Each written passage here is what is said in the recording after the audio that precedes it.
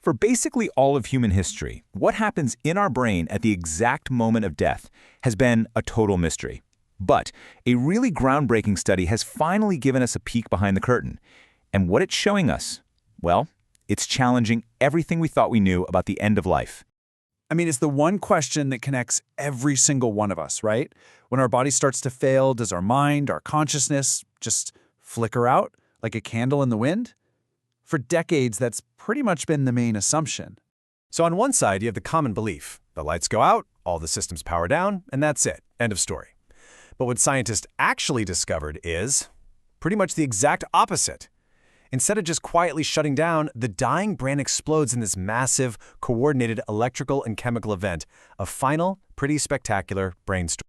Now, what's really fascinating here is that this whole story, it doesn't even start with the brain. It actually begins with the organ we all associate with the end of life, the heart. And it was here that researchers found their very first clue that dying isn't the totally chaotic event we might imagine.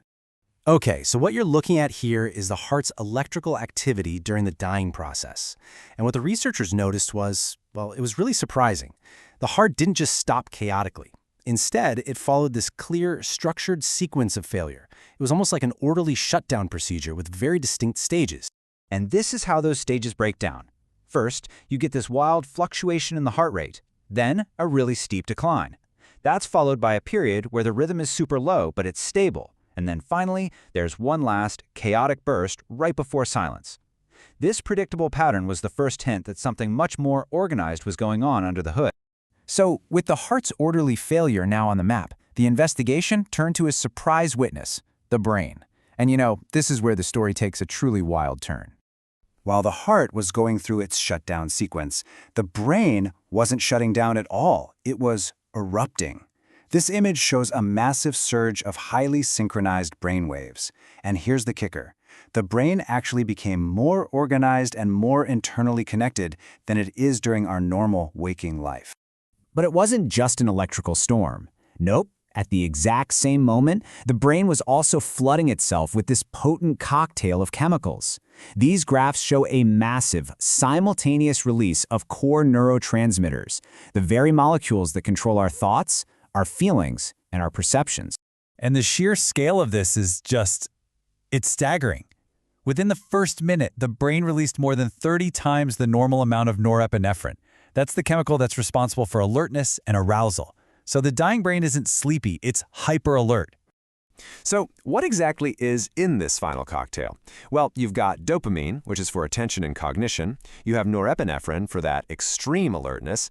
And, this is fascinating, you have serotonin, a chemical that, at high levels, can actually induce vivid, even mystical visions. The brain is literally creating the potential for a profound internal experience. Okay, so we've got two things happening at once, a heart that's failing in a very orderly way and a brain that's just exploding with activity. The next logical step for the researchers was to figure out if these two events were connected. Were the brain and heart actually talking to each other? And the answer was a resounding yes. If you look on the left, you see that hyper-organized activity happening inside the brain. But then, as death gets closer, look over to the right. That same intense, synchronized activity starts showing up between the brain and the heart. They're not acting on their own anymore. They've entered into this intense electrical conversation. The researchers really put it perfectly themselves. Their data showed this direct link. The weaker the heart got, the more intensely the brain tried to communicate with it. It was almost as if the brain, sensing this disaster, was just shouting louder and louder at the failing heart. This discovery led to the absolute ultimate question. The brain is clearly doing something extraordinary here. But why? What's the purpose? Is this final frantic storm a last-ditch effort to try and save the body? Or is it something else entirely?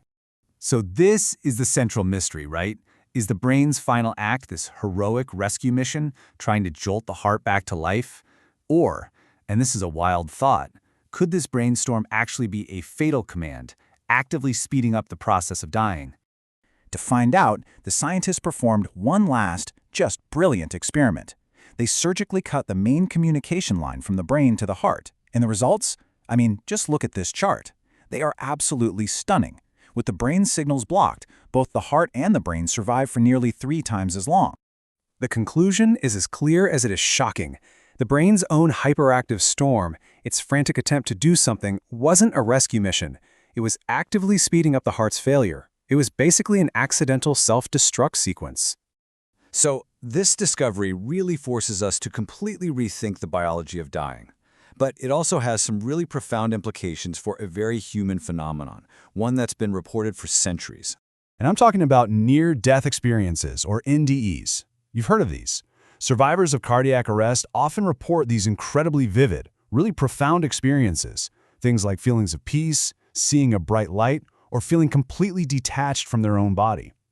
For the longest time, science didn't really have an explanation for them. But now, this research offers a really compelling biological explanation. That final brainstorm, that huge surge of electrical coherence, mixed with a flood of perception-altering chemicals like serotonin, it provides a powerful physical framework for these realer-than-real experiences. The brain might be accidentally killing the body, but it's also creating one last, vivid, incredible burst of consciousness. And all of this leaves us with one final, really provocative thought.